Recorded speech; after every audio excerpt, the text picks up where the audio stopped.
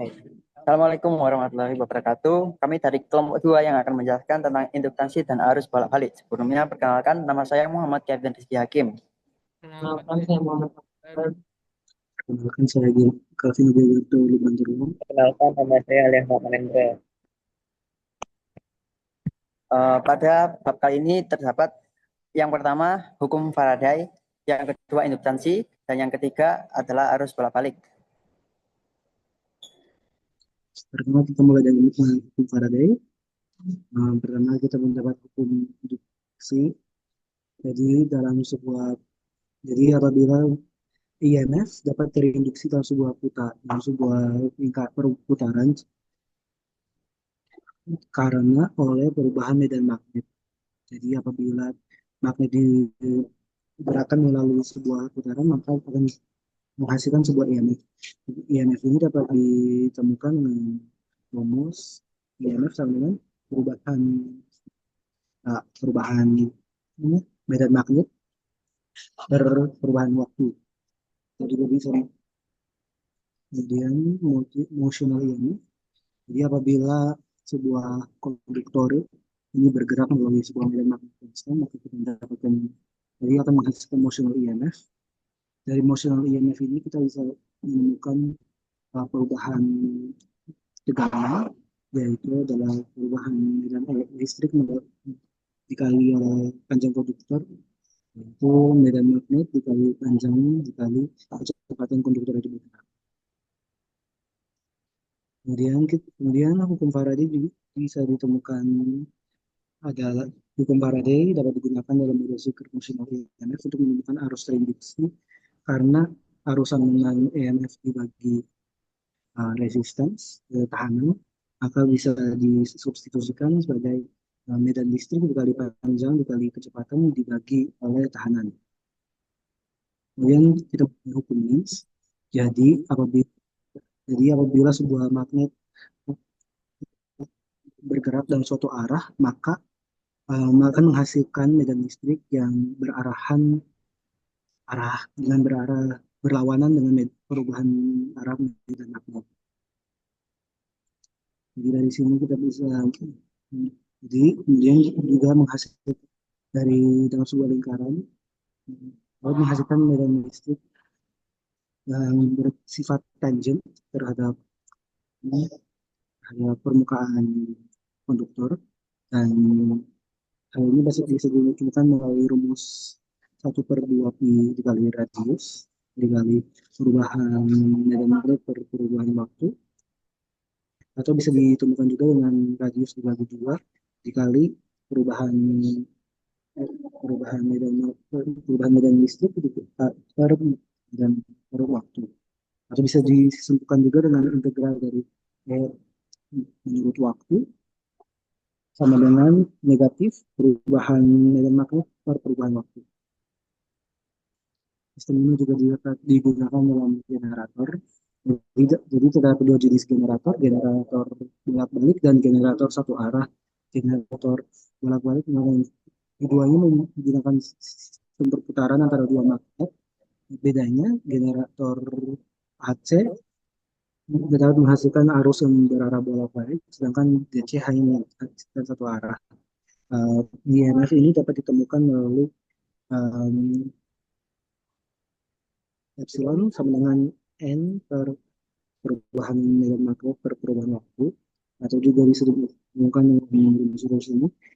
Kemudian EMF maksimum yaitu EMF tertinggi dapat ditemukan dengan rumus n yaitu jumlah putaran dikali b yaitu listrik dikali area dari permukaan itu, dengan kemudian dikali lagi dengan angular velocity yaitu kecepatan putar. Hari ini juga apabila dalam sebuah situasi di mana sebuah konduktor berosilasi di antara kedua magnet, maka dapat menghasilkan arus eddy yang arahnya meningkat lebih jauh dengan arah berlawanan dengan pergerakan konduktor.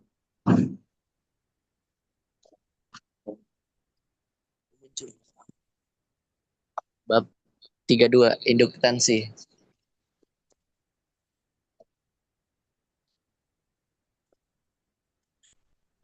32.1 konsep dasar induktansi diri. Kemampuan sebuah kumparan induktor untuk menentang perubahan arus listrik yang mengalir melaluinya. GGL induksi diri perubahan arus dL per dt menimbulkan GGL induksi pada kumparan itu sendiri. Rumusnya dengan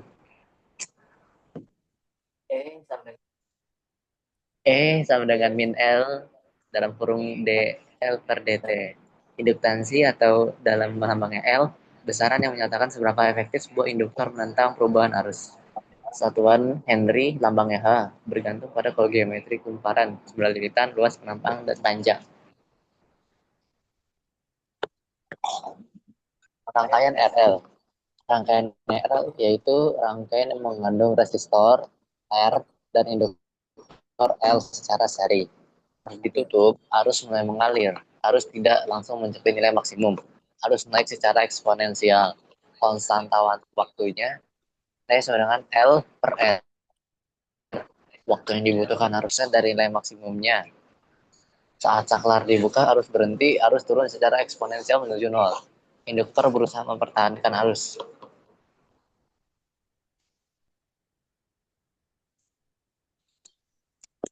Induktor in an AC circuit. Induktor menyimpan energi dalam bentuk medan magnet. Energi yang tersimpan U dengan setengah L dalam kurung kuadrat, di mana L adalah arus yang mengalir. Padatan energi U, energi persatuan volume dalam medan magnet. U sama dengan B kuadrat per dalam kurung 2 apa itu nano 0. Analog dengan kepadatan energi dalam medan listrik. Tiga penikmat induktansi bersama. Konsepnya ada perubahan arus dalam suatu kumparan menginduksi GGL pada kumparan di dekatnya. Contoh prinsip kerja transformator. Induktansi bersama mengukur efektivitas kopling magnetik antara dua kumparan. GGL yang diinduksi sama dengan M minus M DL1 per dt.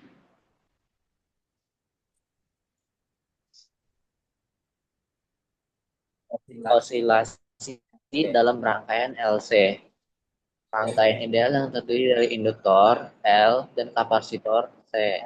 Prinsip kerjanya berenergi berosilasi antara medan magnet dalam induktor dan medan listrik dalam kapasitor. Osilasi harmonik sederhana.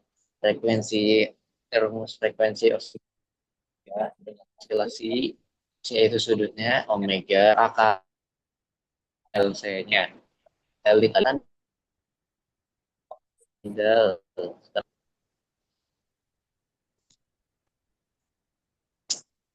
32.6 power in an AC circuit.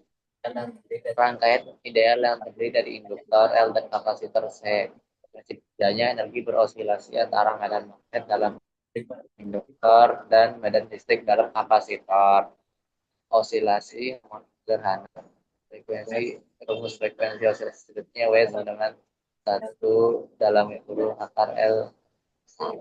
Maka adalah secara sinusoidal adalah waktu sangat belum itu ini aslinya resonansi resonansi sirkuit rangkaian realistis yang mengambil resistor R dan induktor L dari kapasitor saya teredam resistor menyebabkan disipasi energi sehingga amplitude osilasi berkurang seiring waktu. Jenis osilasinya A teredam kurang, A teredam masih berisolasi, B teredam kritis critically damped kembali ke seimbang tanpa osilasi, C teredam lebih overdamped perlahan kembali ke seimbang.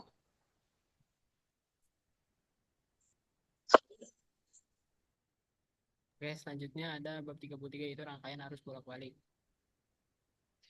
23.1 sumber arus bolak-balik. Tegangan dari sumber AC bervariasi secara sinusoidal terhadap waktu. di mana delta V sama dengan delta V max kali sin T. Delta V adalah tegangan keluaran maksimum dari sumber atau amplitude tegangan skala. V-nya itu adalah frekuensi sudut.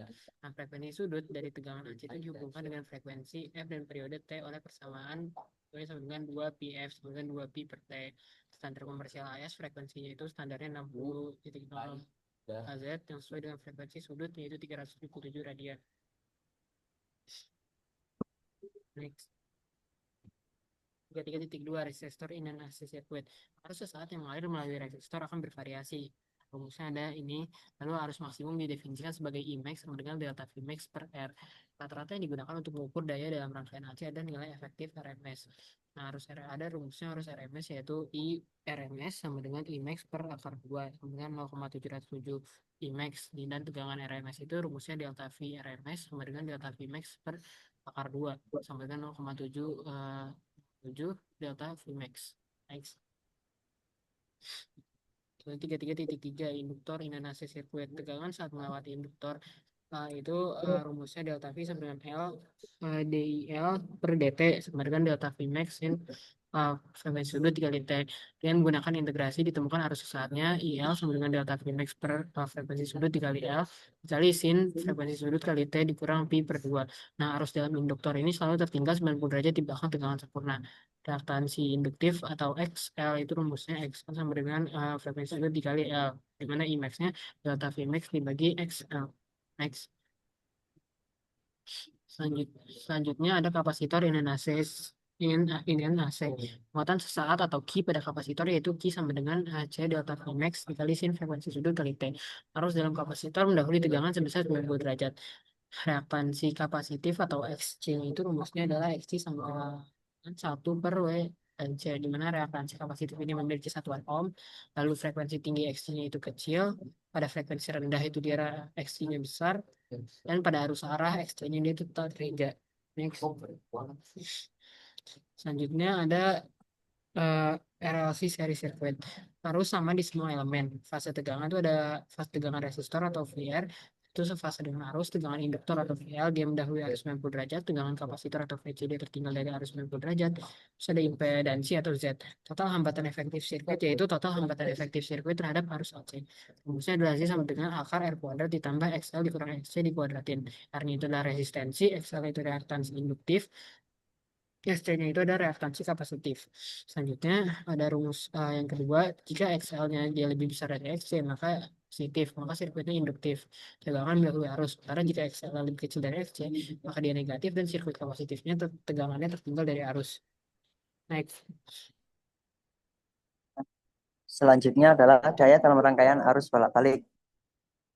Dalam rangkaian arus bolak-balik, tegangan dan arus berubah arah serta besar setiap saat. Karena itu daya sesaat juga beroscilasi dengan perubahan arus dan tegangan. Namun yang paling penting untuk kita hitung adalah daya rata-rata atau daya efektif yang menentukan energi listrik sebenarnya yang digunakan.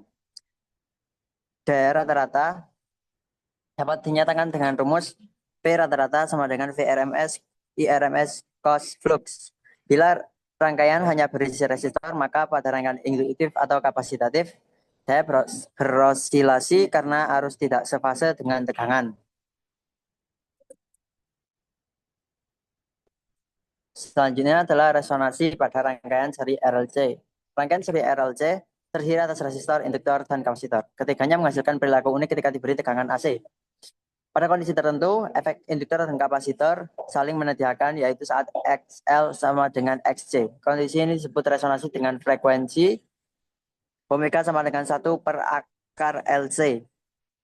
Pada titik ini harus mencapai nilai maksimum karena impedansi rangkaian menjadi minimum. Prinsip ini digunakan dalam berbagai aplikasi seperti radio tuner dan rangkaian selektor frekuensi untuk memilih sinyal dengan frekuensi tertentu. Selanjutnya adalah transformator dan transmisi daya. Transformator bekerja berdasarkan prinsip induksi elektromagnetik.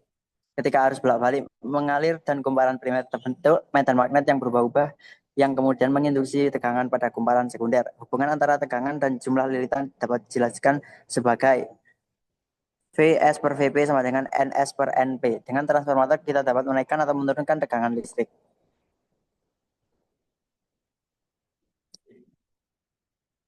Selanjutnya adalah penyiarah dan filter. Penyiarah rectifier mengubah arus bolak-balik AC menjadi arus searah DC menggunakan dioda. Half wave rectifier hanya melewatkan setengah gelombang AC. Full wave rectifier menggunakan jembatan dioda untuk melewatkan kedua sisi gelombang.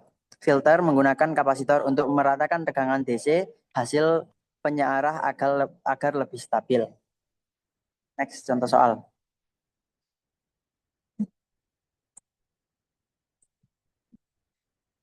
Oke, itu saja dari kami, kurang lebihnya mohon maaf. Assalamualaikum warahmatullahi wabarakatuh. Soalnya udah ada di catatan ya. Oke. Stop.